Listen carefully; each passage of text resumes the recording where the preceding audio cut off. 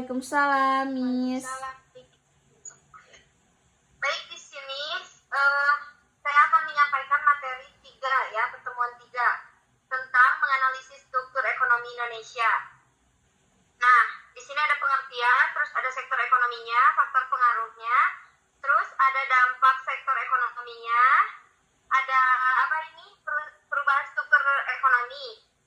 Nah, terus permasalahan ekonomi Indonesia dan upaya pemerintahnya dan kesimpulannya.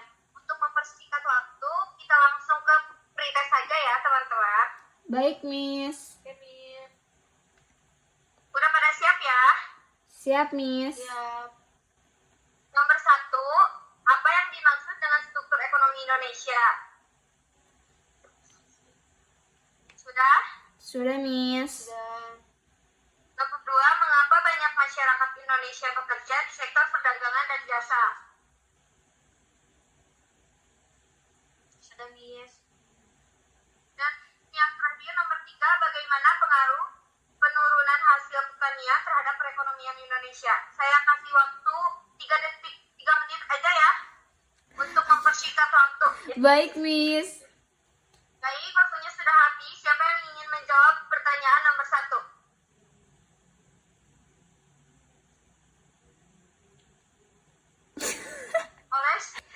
Oke, baik, Miss. Untuk jawaban nomor 1, saya akan jawab ya. Saya Aji Bunga dari semester 4. Untuk jawabannya, struktur ekonomi Indonesia adalah susunan atau pembagian kegiatan ekonomi masyarakat Indonesia ke dalam beberapa sektor, seperti sektor pertanian, industri, perdagangan, dan jasa. Struktur ekonomi menunjukkan sektor mana yang paling besar pengaruhnya terhadap pendapatan negara dan penyerapan tenaga kerja. Saat ini struktur ekonomi Indonesia lebih banyak didominasi oleh sektor industri, perdagangan, dan jasa dibanding sektor pertanian. Seperti itu, Miss, untuk jawaban nomor 1. Baik, jawabannya cukup bagus ya. Apa mungkin Teh Sabia ingin menambahkan atau agree? Agree, Miss. Baik, lanjut. Siapa yang ingin menjawab pertanyaan nomor 2? Sabia, Miss. Izin menjawab pertanyaan nomor 2. Pertanyaannya, mengapa banyak masyarakat Indonesia bekerja di sektor perdagangan dan jasa? Jadi, Miss, jawabannya banyak masyarakat Indonesia itu bekerja di sektor perdagangan dan jasa karena sektor ini tuh lebih mudah dimasuki gitu. Jadi tidak selalu membutuhkan pendidikan yang tinggi dan juga peluang kerja cukup luas. Nah, selain itu, perkembangan teknologi dan kebutuhan masyarakat membuat sektor jasa semakin berkembang juga. Di sini juga ada menurut Mugiarto, di mana sektor perdagangan dan jasa itu berkembang karena adanya perubahan kebutuhan masyarakat serta perpindahan tenaga kerja dari desa ke kota. Seperti itu, Miss. Baik, terima kasih Sabia untuk jawabannya. Siapa yang ingin menjawab pertanyaan nomor 3? Saya, Miss. Aji Bunga lagi. Silakan. Untuk jawabannya, penurunan hasil pertanian dapat memberikan dampak besar terhadap perekonomian Indonesia. Jika hasil pertanian menurun, maka persediaan bahan pangan menjadi berkurang sehingga harga kebutuhan pokok bisa naik. Akibat lainnya itu, pendapatan petani menurun, pengangguran di desa meningkat, daya beli masyarakat melemah, dan inflasi bisa meningkat. Selain itu, Indonesia juga bisa lebih bergantung pada impor bahan pangan dari luar negeri jika produksi dalam negeri tidak mencukupi kebutuhan masyarakat. Seperti itu, Miss, untuk jawaban nomor 3. Baik, terima kasih Teh Bunga. Untuk mempersingkat waktu, nilainya pada berapa? Sebutin nama dan nilai. Sabia 3, Miss. Aji Bunga 3, Miss. Baik, untuk mempersingkat waktu, kita lanjut ke materi saja ya. Baik, di sini tentang analisis tantangan dan peluang ekonomi Indonesia saat ini. Lanjut, Teh.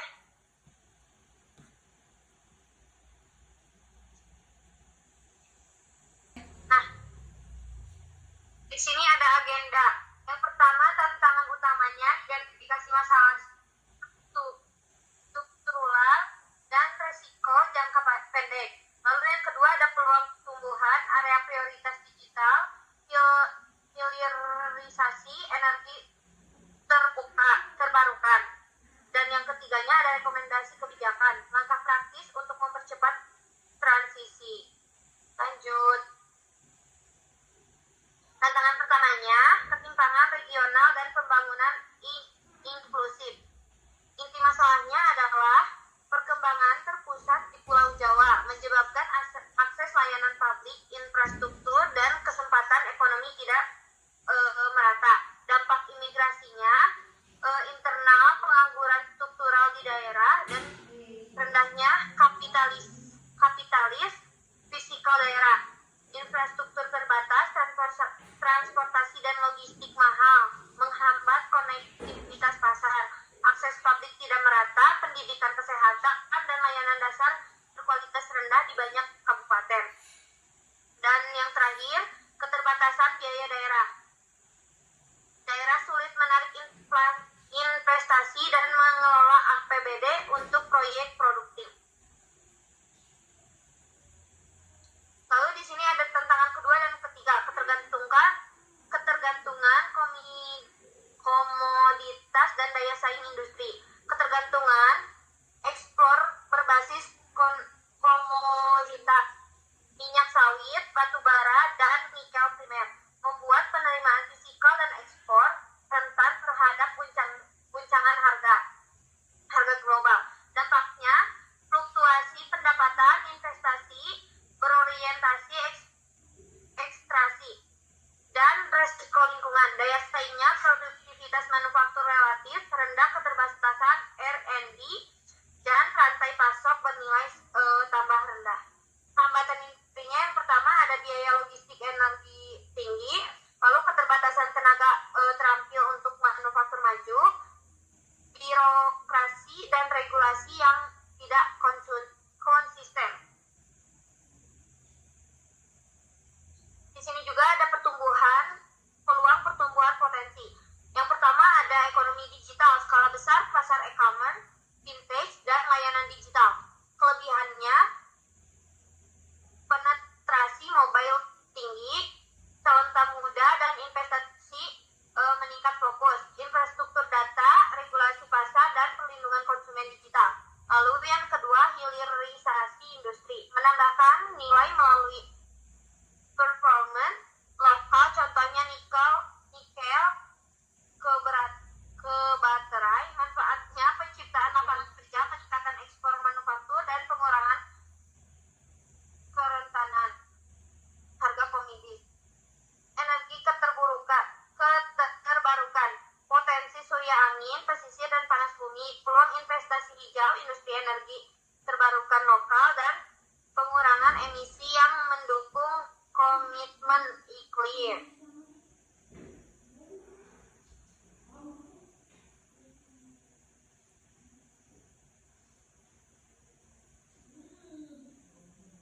Nah, di sini juga ada rekomendasi dan kesimpulannya.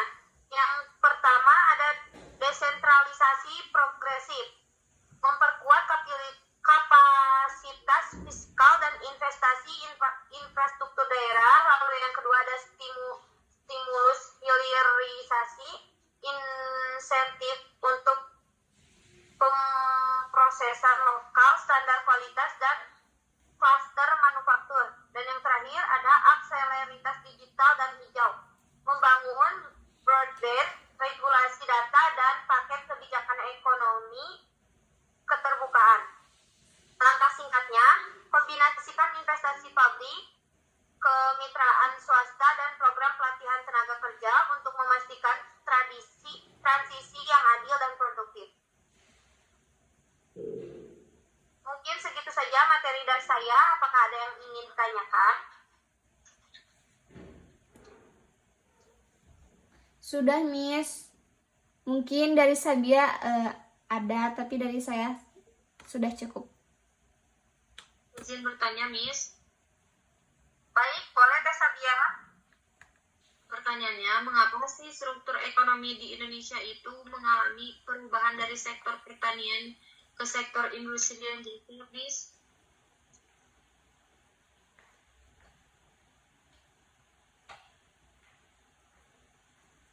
Baik, sebentar Teh Sabia.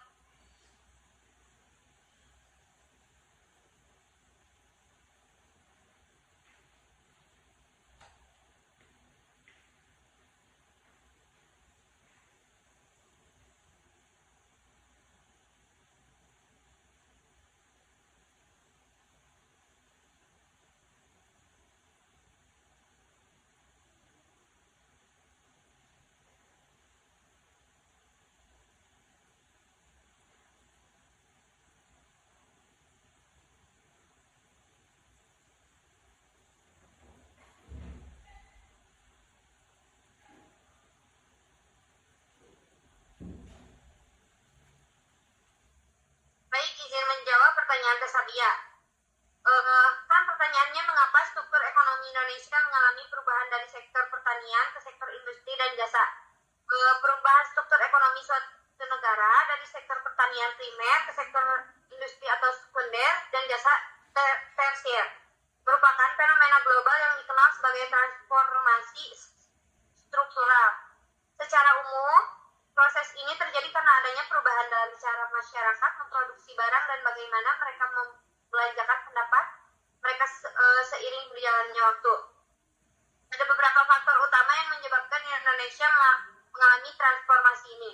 Yang pertama ada hukum angel dan perubahan pola konsumen. Ketika pendapatan masyarakat meningkat, persentase pendapat yang dihabiskan untuk membeli makanan justru menurun, sementara persentase untuk barang manufaktur atau jasa, gawai kendara, rekreasi, pendidikan, dan kesehatan melonjak tajam. Pergeseran permintaan pasar inilah yang memicu pertumbuhan sektor industri dan jasa. Lalu yang kedua atau terakhir, meningkatkan produktivitas dan teknologi. Modernisasi sektor pertanian. Penggunaan mesin, pupuk kimia, dan benih unggul membuat proses pertanian dan tenaga kerja yang lebih dibutuhkan untuk menghasilkan jumlah pangan yang sama menjadi lebih sedikit. Tenaga kerja yang berlebih di desa ini kemudian berimigrasi ke perkotaan untuk bekerja di sektor industri dan jasa. Terima kasih. Mungkin segitu jawaban dari saya, Kak Sadia. Terima kasih, Miss. Terima kasih kembali. Mungkin jika tidak ada yang ingin bertanya lagi, lanjut ke postes ya, teman-teman. Baik, Miss. Baik. Siap-siap ya, dicatat ya. Iya, Miss. Nomor 1, analisislah perubahan struktur ekonomi Indonesia dari sektor pertanian menuju sektor industri dan jasa. Lalu yang nomor 2, evaluasilah peran pemerintah dalam meningkatkan sektor industri dan UMKM di Indonesia. Yang terakhir, buatlah strategi untuk meningkatkan sektor pertanian agar tetap mampu bersaing di era modern. Oke, baik, Miss. Untuk jawabannya langsung dikirim di Google Drive ya, Miss. Nah, betul. Untuk jawabannya nanti bisa langsung dikirim di Google Drive ya, menggunakan Word. Oke. Terima kasih, Miss. Oke. Buat kelas malam ini, terima kasih atas perhatiannya. Mohon maaf bila banyak kesalahan dan kekurangan. Wassalamualaikum warahmatullahi wabarakatuh. Waalaikumsalam. Waalaikumsalam. Terima kasih, Miss.